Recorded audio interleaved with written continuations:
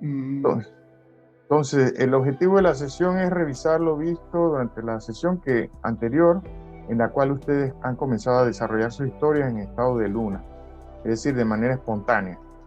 Luego definir o darle mayor razonamiento al personaje ficticio en términos de la persona gramatical que narra. Ya veíamos que puede ser primera persona gramatical, segunda, tercera. Definir el personaje ficticio en términos de punto de vista narrativo.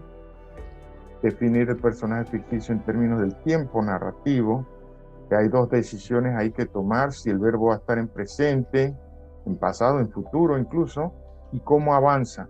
Y vamos a tener una serie de herramientas temporales que les voy a mostrar en un rato. El flashback es el más conocido, pero está también un reordenamiento temporal que se llama el in media res, conocer otros recursos narrativos y bueno, sumar esto a los trabajos que ustedes están avanzando, que los dos tienen ya proyectos muy definidos. Arturo está trabajando cuentos para niños, un cuento largo para niños, y Edison, bueno, un cuento más o menos largo, y Edison, una novela que se basa en en información o datos que son de la vida real. Bueno, entonces yo les decía que lo que hicimos antes de manera espontánea fue narrar, contar las cosas de manera cronológica, un avance cronológico, siempre que vean que hay señales de que la historia está avanzando en el tiempo, estamos narrando.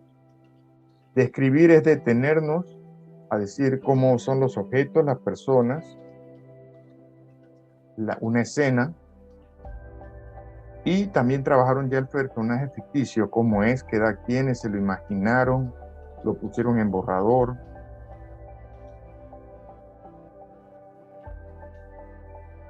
Bueno, el narrador es la persona que cuenta, es un personaje más, repito, es un personaje más, pero muchas veces no participa de la acción, es un personaje especial. Es como, imagínense que estuviéramos en una fogata y alguien comienza a contarnos una historia. Ese es el narrador. Él no participa en la historia, pero le da un cierto sabor a la historia con recursos personales, con su forma de abordarla, sucesos, historias, anécdotas, en cierto orden, con una determinada presentación y una intención, un trabajo. El narrador no son exactamente ustedes, porque ustedes podrán decidir que van a caracterizar ese narrador, que lo van a hacer más coloquial de lo que ustedes son normalmente, que ese narrador va a usar palabras, modismos panameños, por ejemplo, que ustedes no usan en su vida normal. El narrador es un personaje creado por el autor que tiene la misión de contar la historia. Así de sencillo. Yo les voy a pasar este video para que quede registrado. Cualquier eh, pues mensaje que quieran ver, pues le ponen pausa, lo copian y aparte este tiene mis explicaciones, o sea que la mejor opción me parece el video. Si se los mando solo escrito, de repente dicen, oye, pero no sé, Carlos, cómo explicó este concepto. Pero aquí con el video es mucho mejor. Bueno, a veces el narrador es un personaje ficticio que participa en la historia, y esta es una decisión que ustedes tienen que tomar, es el punto de vista narrativo. Si participa en la historia, puede ser protagonista, es decir, él está contando sus propias aventuras, lo que le pasó. Él es el principal actuante. O testigo, puede ser que le esté contando, siendo parte de la historia, lo que le pasó a un amigo suyo. Y ejemplos, hay importantes ejemplos. El Watson de Sherlock Holmes, que es el que cuenta la historia de Sherlock Holmes. El Poirot, perdón, el Hastings de Poirot con Agatha Christie, y bueno, hay muchos más. Y entonces tienen que sumar ese punto de vista narrativo con primera persona o segunda persona. Es decir, este narrador va a contar las cosas desde el yo, desde a mí me está pasando esto, a mí me está ocurriendo esto, y ahí puede ser protagonista o testigo, o puede contarlo también desde el él. Es decir, puede contarlo un poquito como estando un poco más fuera de la acción. Tercera persona.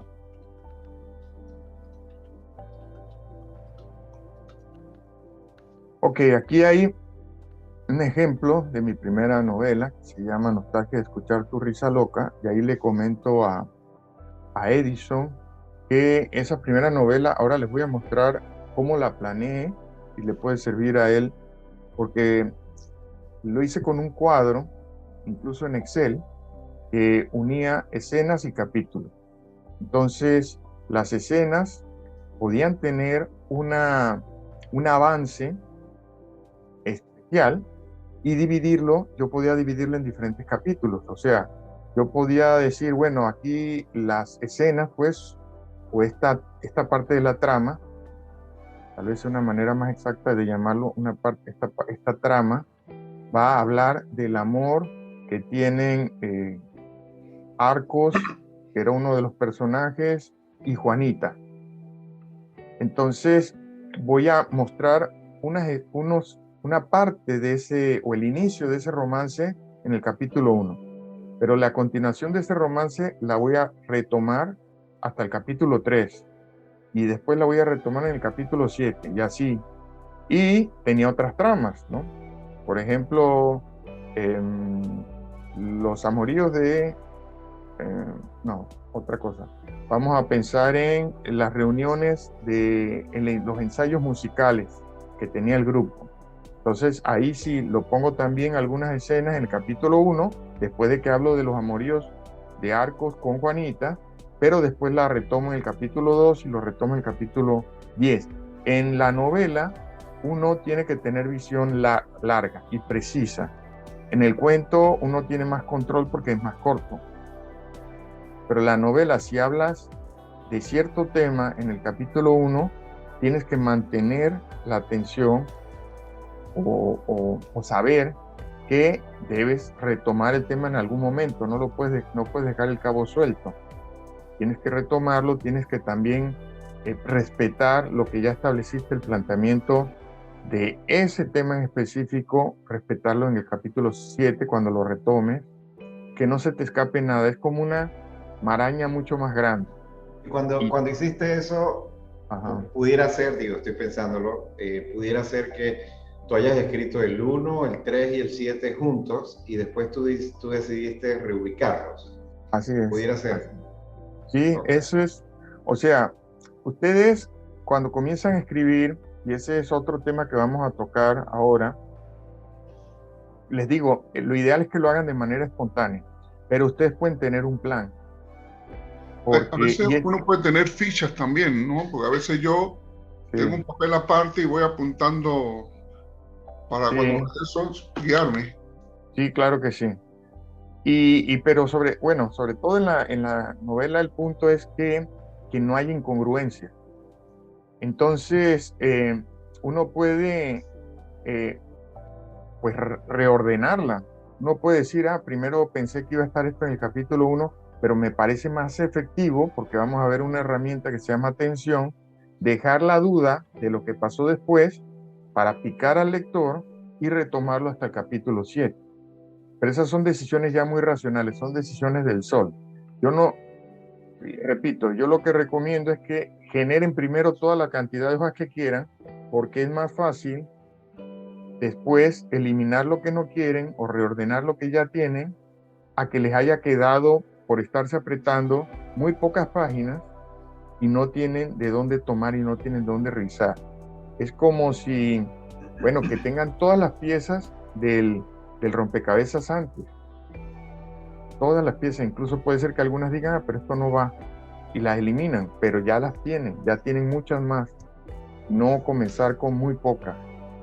Entonces fíjense cómo este narrador está en primera persona, y les voy a decir las ventajas. Las ventajas es que él puede caracterizarse a sí mismo. Como está en una primera persona, en un yo, puede hablar con las palabras que él habla, puede mostrar sus emociones tal cual, puede mostrar sus ideas tal cual. Entonces él dice, eran las 5 de la madrugada o más temprano cuando se me ocurrió llamar a casa de Ana Rosales. La idea era una burrada, él habla de burradas, tal vez alguien más refinado habría dicho era una tontería y el modo más eficaz de ponerme en ridículo. Pero se burla de sí mismo, pero recordé lo bien que me sentía con Anita y bueno, marqué el número telefónico casi sin darme cuenta. El teléfono timbró 1, 2, 3 veces. La voz amodorrada del esposo apareció en mi oído derecho y recorrió mi cuerpo como un escalofrío. Buenos días, familia Gutiérrez. Siempre fue muy educado, muy decente el esposo. Colgué, me quedé mirando el aparato y me reprendí en mi interior. ¿Y quién esperabas que contestara, imbécil? En ese exacto momento, John Bon Jovi comenzó a cantar You Give Love a Bad Name pero justamente desde ahí, desde el coro, en el piso de arriba. Un reloj despertador acaba de activarse. Aunque alguna vez me gustó Bon Jovi, ahora no me despertaba ningún sentimiento digno. Me cubrí con las sábanas, deseoso de silenciar la canción. O sea, ya sabemos más o menos la edad del tipo, escucha Bon Jovi, sabemos, bueno, se burla de sí mismo, podemos suponer ahí que estaba tratando de contactar a su queme, habla mucho más de él y lo caracteriza mejor que si recurriéramos a una tercera persona. Esta es segunda persona, pero es tipo carta. Epistolar, ustedes saben que nosotros escribimos en cartas usando o como apostrofando. Usted sabe por qué vine a su casa de Julio Cortázar, a su quieto salón solicitado de mediodía. Todo parece tan natural, como siempre que no se sabe la verdad. Usted se ha ido a París. Yo me quedé con el departamento de calle Suipacha. Elaboramos un simple y satisfactorio plan de mutua convivencia hasta que septiembre la traiga de nuevo a Buenos Aires y me lance a mí a alguna otra casa donde quizás, pero no le escribo por eso. Esta carta se la envío a causa de los conejitos. Me parece justo enterarlo y porque me gusta escribir cartas y tal vez porque llueve. Entonces, ahí ya vemos un trabajo distinto, narrador protagonista en segunda persona. Todo lo que él nos va a contar es sobre lo que le pasa a él, con la excusa de esa segunda persona, pero está hablando de lo que le pasa a él, o sea que él es el principal actuante, ese narrador. Este es en narrador testigo en primera persona también. Y el ejemplo que les decía, Arthur Conan Doyle, Sherlock Holmes, y específicamente este narrador es Watson, que es famosísimo ya. Una noche, fue el 20 de marzo de 1888, volvía de visitar a un paciente, había vuelto al ejercicio de mi profesión como médico civil, cuando mi recorrido de regreso a casa me obligó a pasar por Baker Street. Al pasar por aquella puerta tan familiar para mí, que siempre estará asociada en mi mente a la época de mi noviazgo y a los oscuros incidentes del estudio en Escarlata, me sentí invadido por un intenso deseo de ver a Holmes y de saber cómo estaba empleando ahora sus extraordinarias facultades. Sus habitaciones estaban brillantemente luminosas. Al levantar la mirada hacia ellas, noté su figura alta y enjuta pasar 2 veces, convertida en negra silueta cerca de la cortina. Estaba paseando por la habitación de manera ansiosa y rápida, con la barbilla hundida en el pecho y las manos unidas a la espalda. Para mí, que conocía a fondo cada uno de sus hábitos, de sus estados de ánimo, su actitud y su comportamiento eran reveladores. Estaba trabajando de nuevo. Se había sacudido de sus ensueños toxicómanos y estaba sobre el rastro de algún nuevo caso. Bueno, Entonces ahí está hablando Watson, es parte de la historia. Vamos a ver que hay una tercera persona que no es parte de la historia, pero está utilizando las acciones de Sherlock Holmes como hilo conductor.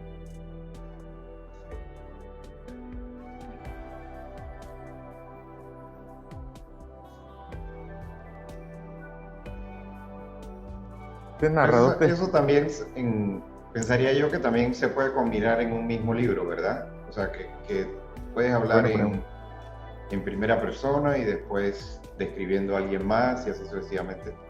Sí, todo bien, pero ahora, bueno, aquí todos tenemos algún tipo de forma. Yo soy ingeniero, en realidad.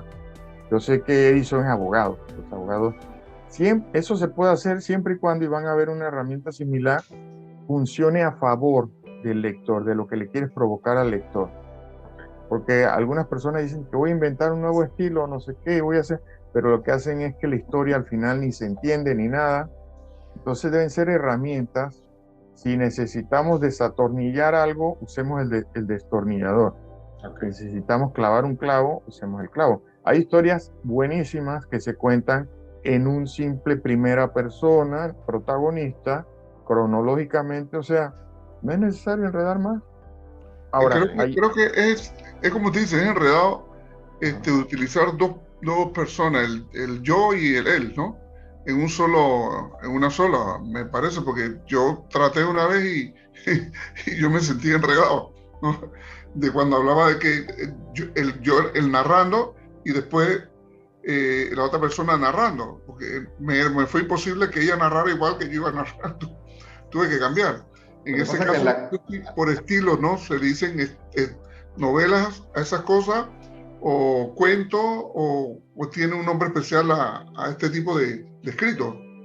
Hay una novela que me viene a la cabeza, no me acuerdo de los detalles, pero me pareció extraordinaria en el sentido que él iba moviendo no sé si había este cambio, ¿no? Pero me parece que sí, porque era una novela donde habían varios personajes principales, varias historias relatándose a la vez y así. Y en un capítulo uno iba hablando de algo, en el segundo iba diferente. Esa es La Guerra del Fin del Mundo de Vargas Llosa. Entonces, no sí. sé si él hacía claro, es Vargas Llosa, él puede hacer ese juego, pero me da la impresión que hacía esos juegos, te relataba una cosa a primera persona y después se iba de lejos y así sucesivamente.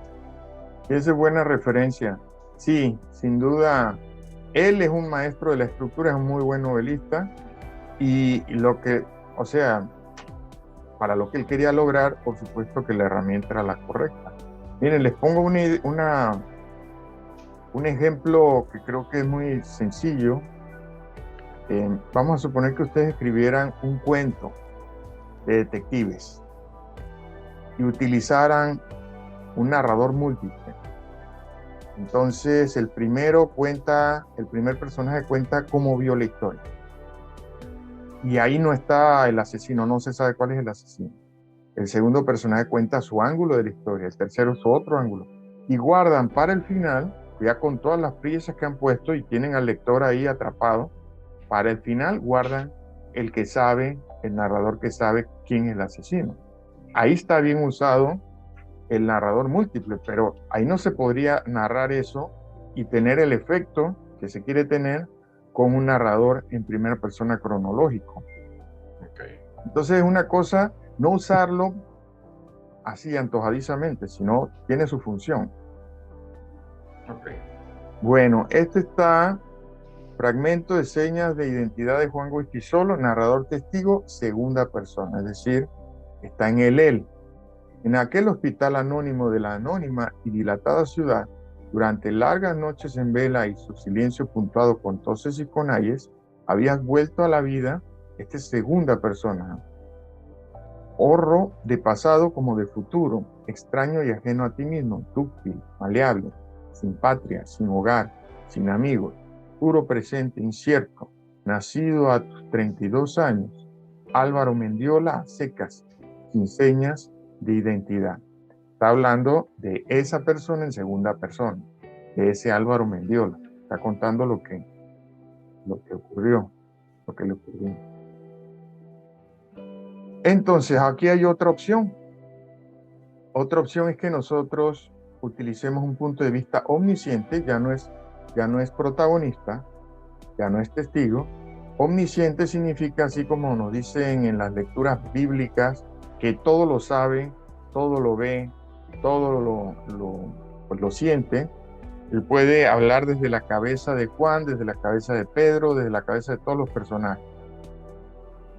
Y también está la opción de usar un punto de vista observador, que solo maneja pues lo que pueden ver los ojos. O sea, él solo accede a acciones, cosas visibles.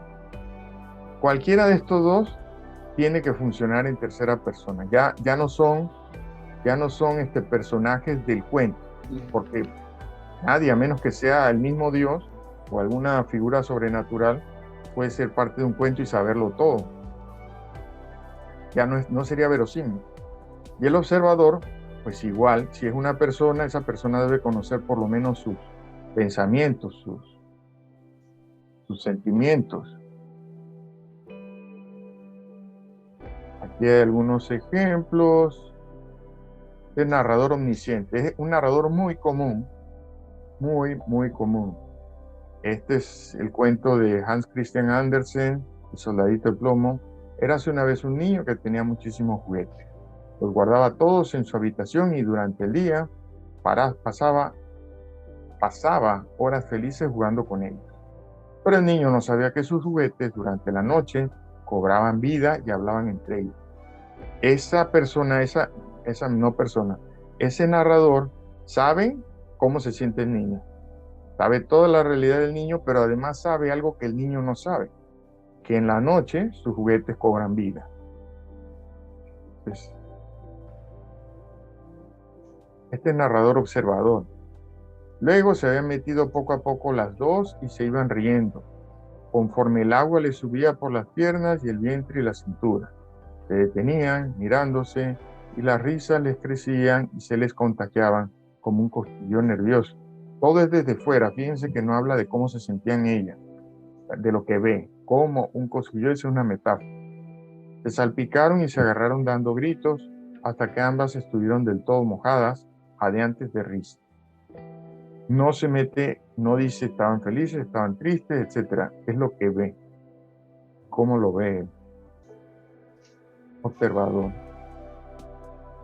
Otros narradores. Aquí está el enfoque narrativo múltiple que preguntaba Edison, el monólogo interior, o sea, las ideas que pasan por nuestra cabeza, también podemos narrar así, y la primera persona plural, que sería el nosotros. Estos ya no son muy comunes, pero como nosotros estamos en escritura creativa, pues todo con una razón vale. Este es Ulises. Fíjense que el Ulises de James Joyce, que es un libro que se considera como de los más importantes.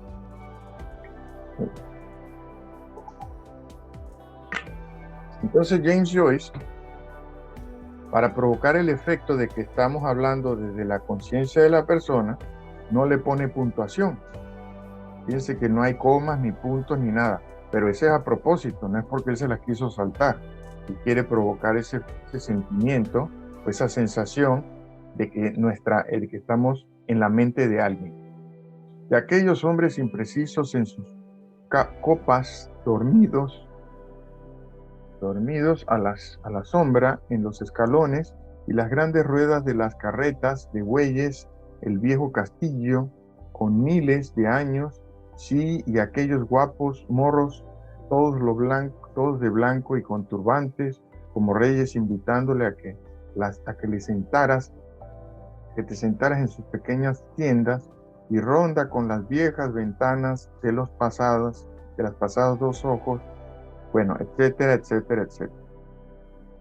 El monólogo interior, este es enfoque narrativo múltiple, no, esta es la explicación. No, para poner un ejemplo de por supuesto, tenía que ser muy largo, porque tendría que mostrar los varios, pero ya habíamos hablado un poquito de eso.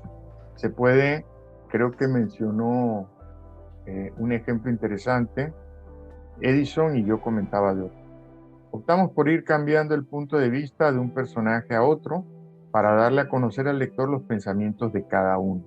Puedes comenzar con Juan, luego le presentas el punto de vista de Pedro, de modo que nosotros podamos, como lectores, hacer una figura completa de lo que está ocurriendo. Ok, este es nosotros de Haruki Murakami, primera persona plural. Perfil de una gran ciudad. Captamos esta imagen desde las alturas, a través de los ojos de un ave nocturna que vuela muy alto.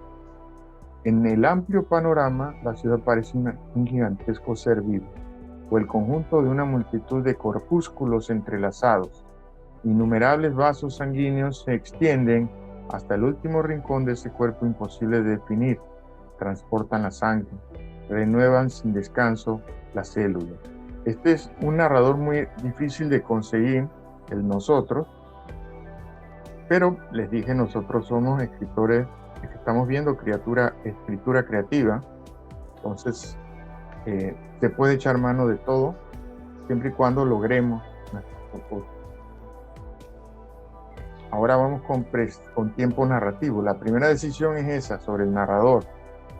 ¿Cómo puede contar la historia este personaje especial? La siguiente decisión es si vamos a utilizar los verbos en pasado, que sería lo normal, porque uno cuenta lo que ya ocurrió, en presente, que tiene un efecto de inmediatez, o en futuro, que eso solo se podría hacer en un asunto premonitorio, cuando nosotros tenemos como una visión de lo que va a ocurrir. Tiene que haber una lógica, tiene que haber una verosimilitud, ¿no?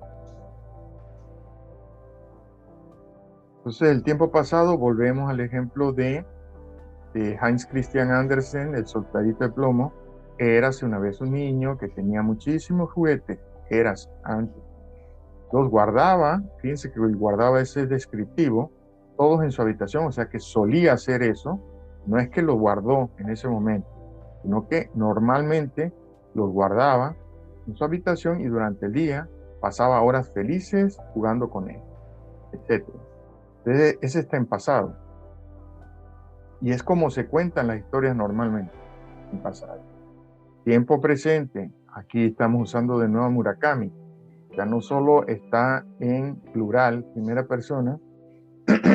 Una pregunta antes de continuar. Edison y Arturo, ¿traen algo para revisar? Yo tengo lo de el búho que quería vivir de día. Excelente, ok.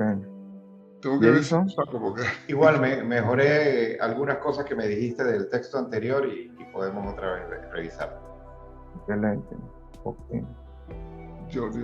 Bueno, aquí fíjense que además de estarlo contando en primera persona plural, nosotros, está en presente.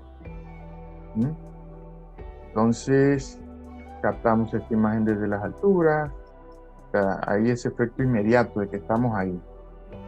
Este lo tomé de George Orwell, 1984. Es un texto premonitorio, un poco pesimista, y que la verdad se ha popularizado mucho en estos años.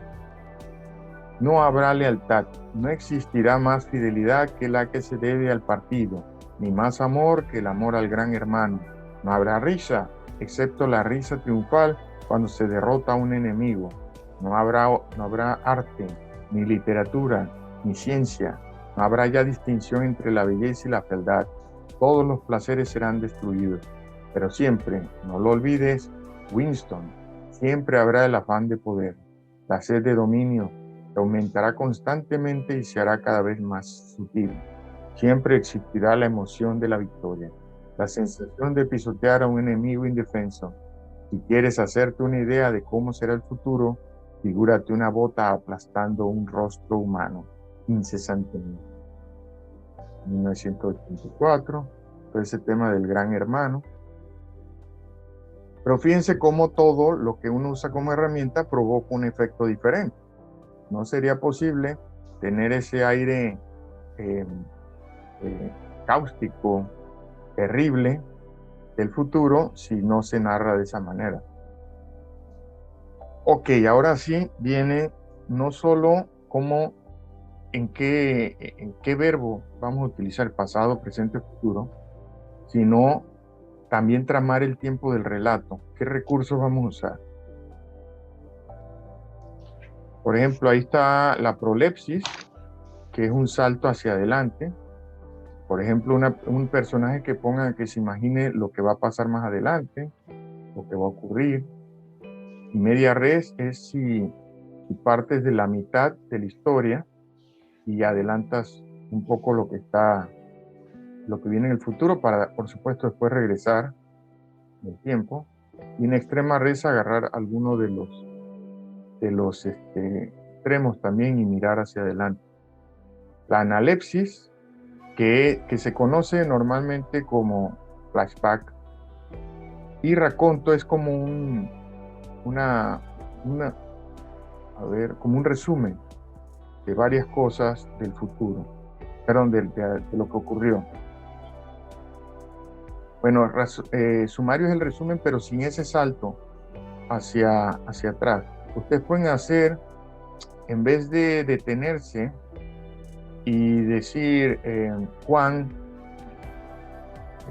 se fue a su casa, comió un emparedado, y el emparedado tenía una textura no sé qué, nada más dicen, Juan comió en su casa. Ya, es una especie de sumario. Comió a su casa y regresó. Ya, no dan los detalles. Saltan el tiempo. El elipsis es dejar un vacío que el lector puede asumir. Más todas las historias, todas las narraciones tienen la elipsis, todas. Porque nosotros no vemos todo lo que ocurre en la historia. Vemos lo importante. Asumimos que en algún momento deben beber agua los personajes si pretenden ser personas, pero no aparece ahí. En el día tomó 5 veces agua, no. Porque eso no es importante para entender la historia. A ver, aquí viene la cronía, que también la usa mucho Vargas Llosa, que es alternar 2 tiempos. Ustedes podrían comenzar en un capítulo a hablar de lo que está pasando en el año 2020 y después en el siguiente capítulo hablar del pasado 1985. Y 2020 y 2000 van en paralelo, ¿no? Y la ucronía es parecido al ejemplo que yo les había dicho. Mencionar un evento y plantearle una alternativa. O sea, ¿qué pasaría? Esto se utiliza mucho, no. Bueno, la ucronía es principalmente, puede pasar esto o puede pasar esto otro. No sé si se acuerdan los libros donde te ponían a escoger, sigue por el capítulo 10 o por el capítulo 15 o por el capítulo 17, etcétera. Y te presentan diferentes escenarios dependiendo de tu elección. Entonces, estas son opciones. Como les comenté o les sugerí, recurran a estas herramientas solo si están pues seguros de que les va a enriquecer o va a ayudar al lector a tener una experiencia pues más cercana a lo que ustedes quieren transmitir. Pero muchas historias, muchísimas de la literatura universal se han vuelto clásicos simplemente contando una historia de manera cronológica, sin tener que recurrir a ninguna de estas herramientas. Entonces aquí está el mapa como conceptual de lo que hemos visto. La luna, la creación de la ficción de manera espontánea, la narración de manera espontánea, la descripción de manera espontánea, los diálogos de manera espontánea. Con las lecturas de ustedes seguramente, como ya han pasado por etapas de sol, su subconsciente o su inconsciente va a tomar decisiones sobre el narrador, sobre el tiempo, porque ya tienen referencias, o sea, no están desde cero, pero ahí no se detengan mucho a pensar. Luego, utilicen la etapa del sol, la etapa racional, para tramar algunas cosas que les ayuden a ser mejor entendidos. En la segunda parte es la que el señor Stephen King comenta que es como escribir a puerta abierta. Ahí ya sí pidan consejo. Vean, el taller ayuda mucho para la etapa de sol. Por eso ustedes traen aquí un borrador, un primer borrador, y escuchan comentarios. ¿Por qué ayuda? Porque son lectores diciéndoles o realimentándolos sobre cómo los entendieron, o si no los entendieron, o si sí los entendieron. Y ustedes pueden tomar decisiones con base en eso para mejorar la experiencia de esa persona. Entonces, bueno, aquí es el mapa conceptual final, que tiene la luna, tiene el sol, tiene ya, bueno, todo lo que les he comentado del primer borrador y las decisiones acá de la trama. ¿Tienen alguna duda hasta ahí? No, por el Entonces, momento no. no Bastante solo voy a claro. dejar, no solo voy a dejar de compartir, sino que voy a terminar la grabación, que no quede tan larga, y después se las voy a subir a YouTube y se las voy a enviar.